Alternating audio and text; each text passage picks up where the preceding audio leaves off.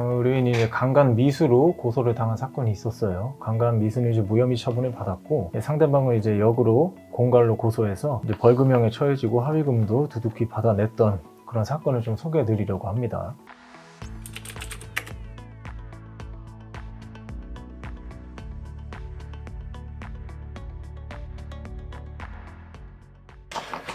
오늘은 제가 이제 맡았던 사건 중에 의뢰인이 이제 강간 미수로 고소를 당한 사건이 있었어요. 강간 미수는 이제 무혐의 처분을 받았고, 상대방을 이제 역으로 공갈로 고소해서 이제 벌금형에 처해지고 합의금도 두둑히 받아냈던 그런 사건을 좀 소개해 드리려고 합니다. 간략한 사실관계는 다음과 같습니다.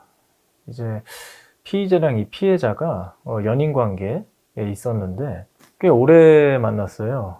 기간은 한 3년 정도 됐는데, 이제 남성은 계속해서 좀 헤어지고 싶어하는 그런 좀 내색을 내비쳤는데, 그때마다 이제 여성 쪽에서 술에 취해서 좀 난동을 부리고 그랬던 적이 좀 있습니다.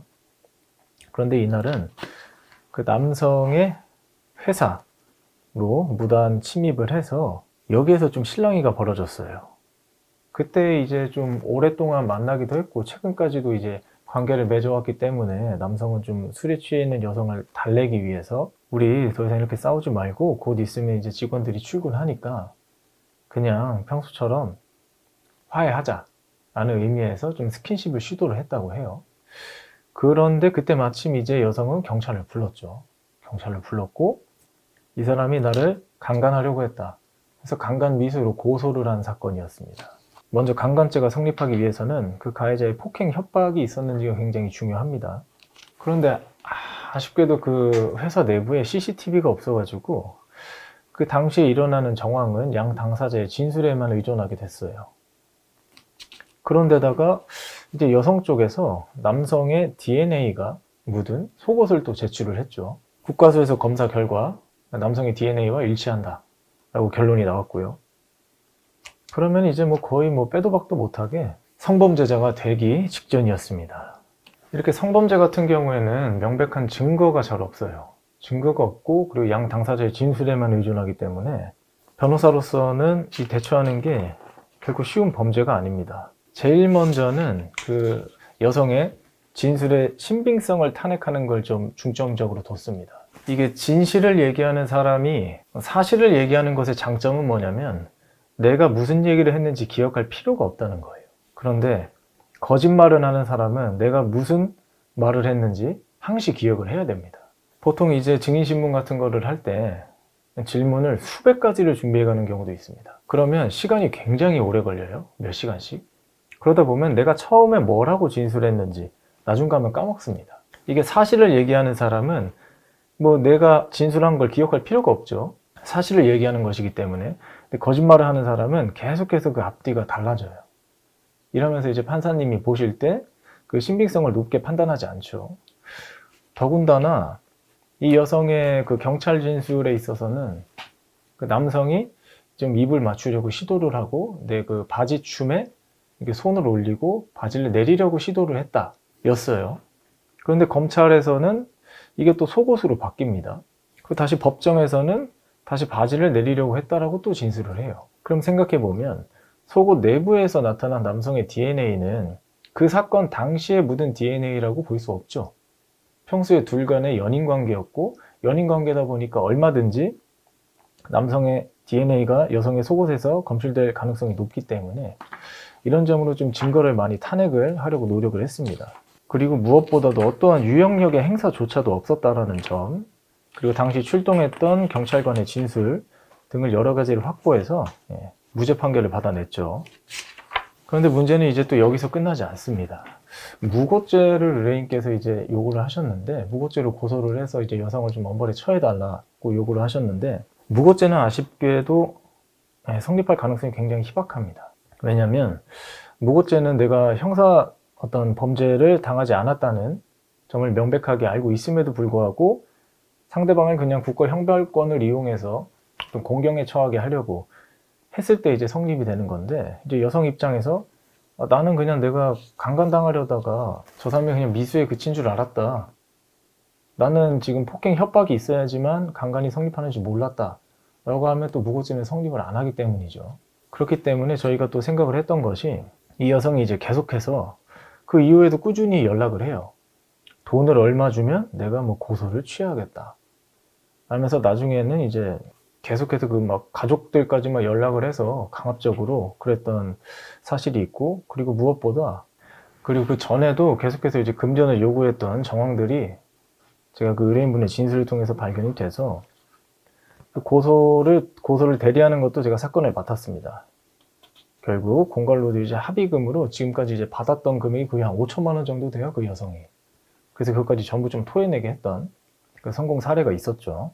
네. 네, 그 해당 사건 잘 들었는데 그 의뢰인의 DNA가 검출되는 등 어떻게 보면 명확한 증거가 있었던 사안이었잖아요. 근데 이제 다른 이제 의뢰인들 같은 경우에도 이런 DNA 같은 게 검출되는 사건이 있을 텐데 이런 걸 좀 타개할 수 있는 방법이 따로 있을까요? 근데 사실 DNA가 검출됐다는 건 그 혐의를 입증하는 데 있어서 굉장히 명백한 증거죠. 내가 어떤 성범죄를 당했는데 그날 입었던 내 속옷에서 만약 그 혐의자의 DNA가 검출된다면 사실 게임은 그냥 끝났다고 보셔도 됩니다. 근데 이번 사건 같은 경우에는 좀 특이했던 것이 진술이 계속 번복됐다는 점에 있어요.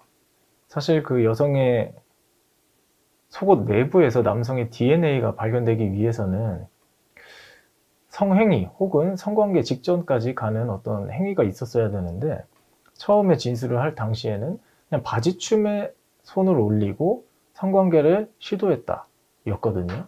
그리고 경찰이 실제로 출동을 했을 때도 진술을 동일하게 했었고, 그런데 얼마 있다가 지나지 않아서 나중에서야 그 DNA가 묻어있는 그 속옷을 제출을 했는데, 둘과는 거의 동거를 하면서 성관계가 그 직전에도 굉장히 잦게 많이 있었어요. 그러다 보면 이제 성관계 직후에 빨래통에 그냥 속옷을 넣어뒀던 걸 가져왔을 가능성이 또 있죠. 그러한 좀 여러 가지 정황 증거들을 통해서 이 DNA가 검출된 속옷의 증거 능력을 좀 탄핵했던 상황이었습니다. 근데 일반적이진 않죠.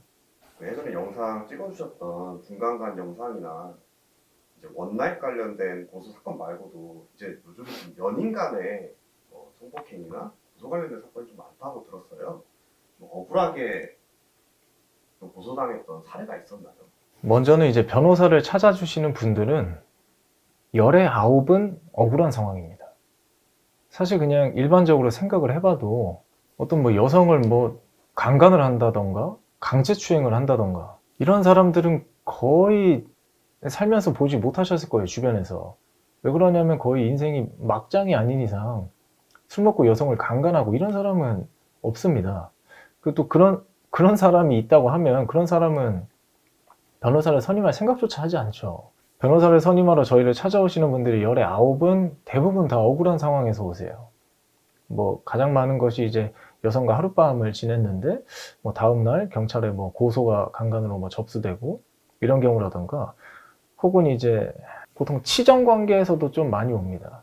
내연 관계죠. 내연 관계에서도 좀 많이 오시고, 그리고 연인 관계, 그리고 심지어 부부 관계에서도 오세요. 저희 의뢰인 중에 한 분은 부부 관계에서 그 특수강간으로 이제 고소를 당하셔서 1심에서는 징역 7년을 받고 법정 구속 당하셨는데, 그 이후에 이제 가족분들이 찾아오셨죠. 그래서 항소심에서는 이제 무죄로 풀려났던 케이스도 있습니다. 실제로 억울하게 고소당하는 사례가 대부분인 반면 그 혐의를 완벽하게 벗으실 수 있는 분들은 굉장히 또 드물어요. 성범죄 자체가 물론 가장 최근에는 또 대법원이 기조를 또 바꾸기도 했습니다. 바로 얼마 전인데, 그 전에는 이랬었죠. 피해자의 일관된 진술로도 유죄 판결이 가능하다 였죠. 그런데 지금은 또 살짝 또 기조를 바꿨어요, 대법원이. 그래서 피해자의 일관된 진술만으로 언제나 유죄 판결이 가능한 것은 아니다라고 또 살짝 기조를 또 바꿨어요. 그런데도 불구하고 아주 특이하게 이 성범죄 같은 경우에는 이제 수사기관에서 어떤 범죄 혐의점을 입증하기 위한 증거를 찾아내는 게 아니고 변호사가 지금 혐의가 없음을 입증해야 되는 증거를 반대로 찾아내야 되는 사건이에요. 그리고 성범죄는 대부분 사람들이 없는 내밀한 공간에서 일어나기 때문에 증거할 것도 잘 없죠. 그렇기 때문에 이게 무죄를 입증하기가 굉장히 힘든 사건이기도 해요. 정말 항소심에서 많이 찾아주시는데, 정말 1심에서 안일하게 뭐 집행유예 나오겠지, 왜냐면 난 실제로 안 했으니까. 그리고 반성한다고 반성문 제출했으니까. 집행유예 안 나옵니다. 거진 실형이에요. 미성년자 관련된 건은 거의 한 7년에서 15년 사이가 나오죠. 굉장히 엄하게 처벌하는 형사범죄 중에 하나가 성범죄이기 때문에 성범죄 관련해서 이제 혐의를 입고 계시다면 변호사랑 적극적인 상담을 통해서 대처하시는 걸 추천드리겠습니다. 오늘은 억울하게 강간 미수로 고소를 당했다가 혐의를 벗고 그 상대방은 오히려 공갈로 고소를 해서 합의금도 챙기고 본인의 무고함도 입증을 하는 그런 사례를 하나 설명드려 봤는데요. 성범죄 같은 경우에는 일반인들이 대응하기 굉장히 어렵습니다. 그래서 따라서 반드시 변호사를 선임하셔서 적극적으로 대응하시기를 추천드리겠습니다.